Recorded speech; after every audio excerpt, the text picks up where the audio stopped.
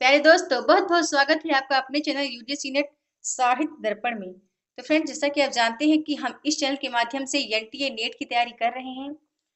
तो फ्रेंड्स, आज की क्लास में हम पढ़ने वाले हैं केशव दास जी को। आचार्य शुक्ल के मतानुसार आचार्य शुक्ल ने केशव दास जी के संबंध में क्या कहा है। फ्रेंड्स, बता दूं, आज की वीडियो बहुत ही इंपॉर्टेंट होने वाली है, क्योंकि हम केशव दास के साथ-साथ इसी वीडियो में सिर्फ हम अध्ययन तो हम केशव दास जी का कर रहे हैं, लेकिन इसी वीडियो में और कवियों का वर्णन आचार्य शुक्ल ने किया है केशव दास के समकक्ष, कि उन्होंने किन-किन रचनाओं से लेकर अपनी रचनाओं पर छाप छोड़ी है, ऐसा आचार्य शुक्ल जी कहते हैं। चलिए चलते हैं अपने क्लास की ओर। कहना चाहूंगी, वीडियो पसंद आए तो प्लीज लाइक कीजिएगा। केशव दास ये सनाढ़े ब्राह्मण कृष्णदत्त के पौत्र और काशीनाथ के पुत्र थे। इनका जन्म संवत 1612 और मृत्यु 1674 के आसपास हुई। ओरछा नरेश महाराज राम के भाई इंद्रजीत सिंह की सभा में ये रहते थे। इनका बहुत मान था। जहां इनका बहुत मान था, इनके घराने में बराबर संस्कृत के अच्छे पंडित होते आए हैं। इनके बड़े भाई बलभद्र मिश्र एक अच्छे कवि थे। इस प्रकार की परिस्थिति में रहकर अपने समय के प्रधान साहित्य शास्त्रज्ञ कवि माने गए।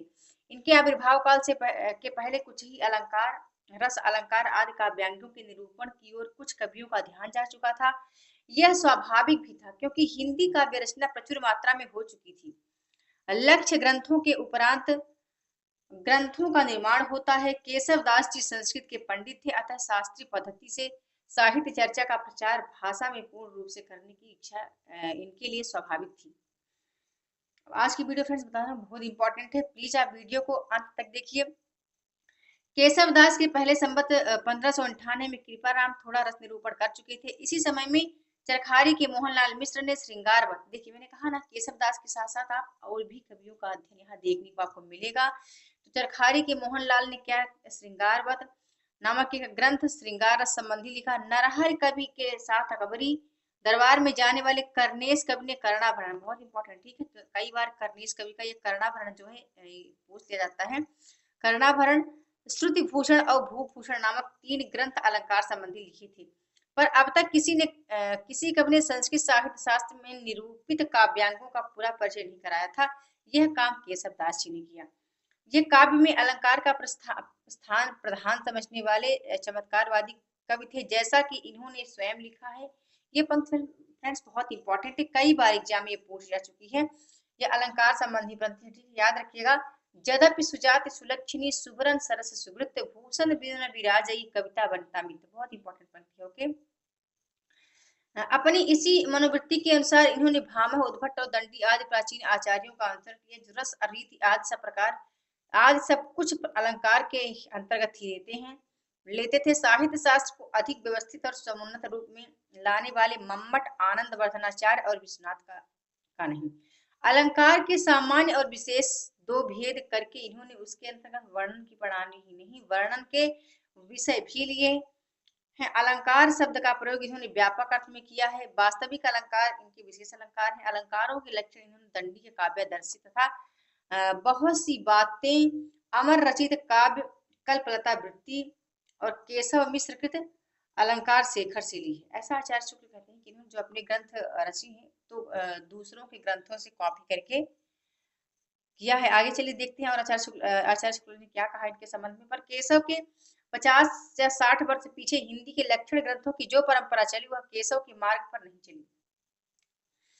काव्य के स्वरूप के संबंध में तो वह रस की प्रधानता मानने वाले काव्य प्रकाश और साहित्य दर्पण के पक्ष पर रही, और अलंकारों के निरूपण में उसने अधिकतर चंद्रालोक और कुवलयानंद का अनुसरण किया। देखिए यहाँ पर हमने देखा ना, चंद्रालोक, आप बता सकते हैं कि कुवलयानंद किसका ग्रंथ है?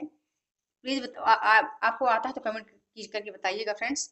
इसी से केशव दास के अलंकार लक्षण हिंदी में प्रचलित अलंकार से नहीं मिलते। केशव ने अलंकारों पर कवि प्रिया और रस पर रसिक प्रिया लिखी है, इंपॉर्टेंट, ठीक है, अलंकारों पर कवि प्रिया और रस पर रसिक प्रिया लिखी है केशव दास ने। इन ग्रंथों में केशव का अपना विवेचन नहीं दिखाई पड़ता। सारी सामग्री कई संस्कृत ग्रंथों से ली हुई मिलती है। नामों में अवश्य कहीं कहीं थोड़ा हेर फेर है, जिसमें गड़बड़ी के सिवा और कुछ नहीं है, ऐसा आचार्य शुक्ल जी कह रहे हैं इनके संबंध में।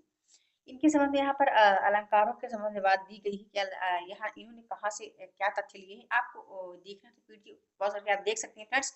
चलते हैं इंपॉर्टेंट देखते हैं। केशव के रचे 7 ग्रंथ मिलते हैं, कवि प्रिया, रसिक प्रिया, रामचंद्रिका, वीर सिंह देवचरित, विज्ञान गीता, रतन बावनी और जहांगीर चंद्रिका। ठीक है, अब इम्पोर्टेंट क्या है, ये पंक्तियां हैं, ये इंपॉर्टेंट है। आचार्य शुक्ल जो इनके संबंध में कही है, एग्जाम में कई बार फ्रेंड्स ये पूछी जाती हैं। केशव को कब हृदय नहीं मिला था, उनमें वह सहृदयता और भावुकता भी न थी जो एक कवि में होनी चाहिए। वे संस्कृत साहित्य से सामग्री लेकर अपने पांडित्य और रचना कौशल की धाक जमाना चाहते थे, पर इस कार्य में सफलता प्राप्त करने के लिए भाषा पर जैसा अधिकार चाहिए वैसा उन्हें प्राप्त न था, ऐसा आचार्य शुक्ल कहते हैं इनके संबंध में। नेक्स्ट है, अपनी रचनाओं में उन्होंने संस्कृत काव्यों की उक्तियां लेकर भरी हैं, पर उन उक्तियों को स्पष्ट रूप से व्यक्त करने में उनकी भाषा बहुत कम समर्थ हुई है।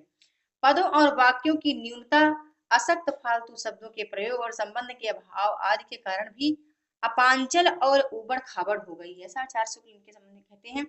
यहाँ पर आपको देखना फ्रेंड्स, देख लीजिएगा वीडियो पॉज करके। यहाँ आचार्य शुक्ल ने बताया है कि इन्होंने जो भी ग्रंथ रचे हैं तो बहुत कुछ इन्होंने दूसरों की रचनाओं से लिए हैं, जैसे बहुत कुछ इनके ग्रंथों में त्रुटियां भी मिलती हैं। आचार्य शुक्ल ऐसा कहते हैं, इन्होंने कहा कि रामचंद्रिका में प्रसन्ना राघव, हनुमान नाटक, अनर्घ राघव, कादम्बरी और नैषध की बहुत सी उक्तियों का अनुवाद करके रख दिया है, किसने, केशवदास जी ने।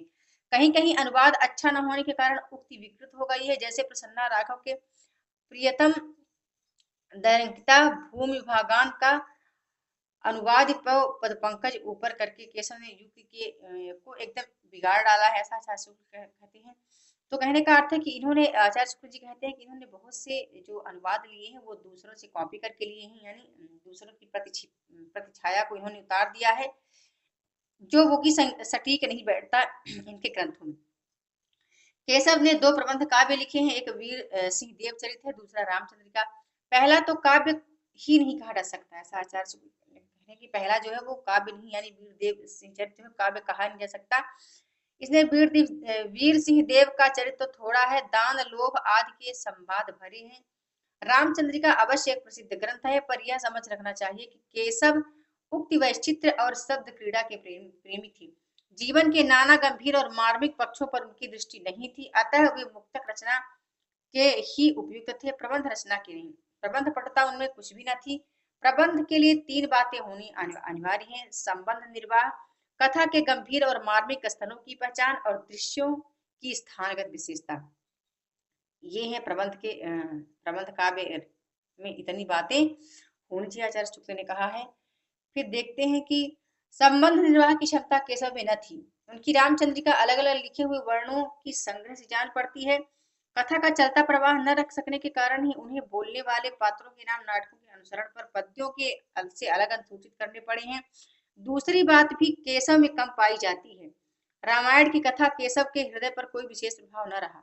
रामायण की कथा केशव के हृदय पर कोई विशेष प्रभाव कोई विशेष प्रभाव रहा हो, यह बात नहीं पाई जाती। उन्हें एक बड़ा प्रबंध लिखने का मतलब, ऐसा आचार्य शुक्ल कह रहे हैं कि रामायण जैसी कथा वो लिखना तो चाहते थे, पर वैसा उनमें गुण नहीं था कि वो उसको लिख सकें। बस उनको इच्छा हुई, और आचार्य शुक्ल जी कहते हैं कि वो लोगों के दिलों पर राज करना चाहते थे, इसलिए उन्होंने रामायण जैसी रामचंद्रिका प्रबंध काव्य की रचना की है। इसमें यही है फ्रेंड्स, उनके शब्दों में है, मैंने शॉर्ट में बता दिया है। आप देखना चाहते वीडियो पॉज करके देख लेते हैं।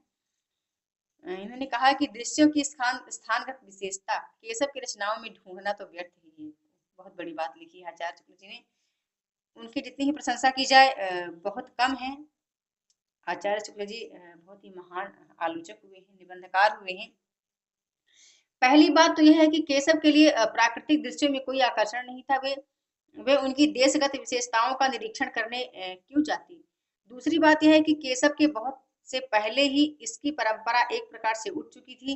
कालिदास के दृश्य वर्णनों में देशगत विशेषताओं का जो रंग पाया जाता है वह भगवती तक तो कुछ रहा, उसके पीछे नहीं। फिर तो वर्णन रूढ़ हो गए। चारों ओर फैली हुई प्रकृति के नाना रूपों के साथ केशव के हृदय का सामंजस्य भी कुछ न था। अपनी इस मनोवृत्ति का आभास उन्होंने यह कर दिया है। ये इंपॉर्टेंट है, ठीक है, ये भी एग्जाम में कई बार पूछा जा चुका है। देखे मुख भावे अनदेखई कमल चंद, ताते मुख मुखे सखी कमलो न चंद। साफ दे दिया है। ऐसे व्यक्ति जो प्राकृत के सच्चे वर्णन की भला भला क्या आशा की जा सकती है। पंचवटी और प्रवर्षण गिर ऐसे रमणीय स्थलों के में शब्द साम्य के आधार पर श्लेष के एक भद्दे खिलवाड़ के अतिरिक्त और कुछ न मिलेगा। केवल शब्द साम्य के सहारे जो उपमान लाए गए हैं कि किसी रमणीय दृश्यों से उत्पन्न सौंदर्य की अनुभूति के सर्वथा विरुद्ध या बेमेल हैं। जैसे प्रलय काल पांडव सुग्रीव शेषनाग सादृश्य या साधर्म्य की दृष्टि से दृश्य वर्णन में जो उपमाएं उत्प्रेक्षाएं आदि लाई गई हैं, वे भी सौंदर्य सौंदर्य की भावना में वृद्धि करने के स्थान पर कुतूहल मात्र उत्पन्न करती है। जैसे श्वेत कमल के छत्ते पर बैठे हुए भंवरों की यह युक्ति। ये कुछ केशव केशव राय मनो कमल आसन के सिर ऊपर सो है। चलिए इंपॉर्टेंट देखते हैं। इंपॉर्टेंट ये है, ये सारांश यह कि प्रबंध काव्य रचना के योग्य न तो केशव में अनुभूति थी न शक्ति। ठीक है, इंपॉर्टेंट है, एग्जाम में फ्रेंड्स पूछी भी जा चुकी है। न शक्ति परंपरा से चले आते हुए कुछ नियत विषयों की, जैसे युद्ध सेना की तैयारी, उपवन, राज दरबार के ठाट बाट तथा श्रृंगार की और वीर रस फुटकल वर्णन ही अलंकारों की भरमार के साथ वे करना जानते थे। इसी ऐसे बहुत से वर्णन यूं ही बिना अवसर के विचार किए भरते गए।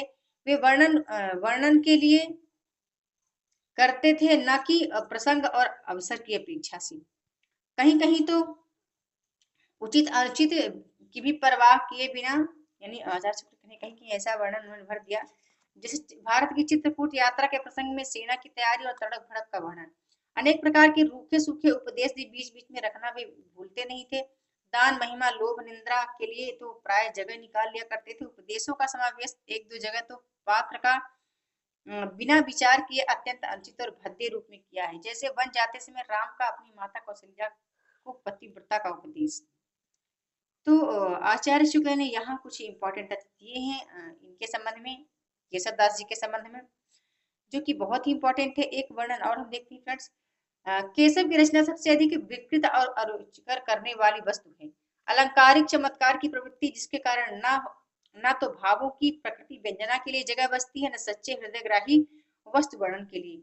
पद दोष वाक्य दोष आदि तो बिना प्रयास जगह जगह मिल सकते हैं। कहीं कहीं उपमान भी बहुत हीन और बेमेल हैं।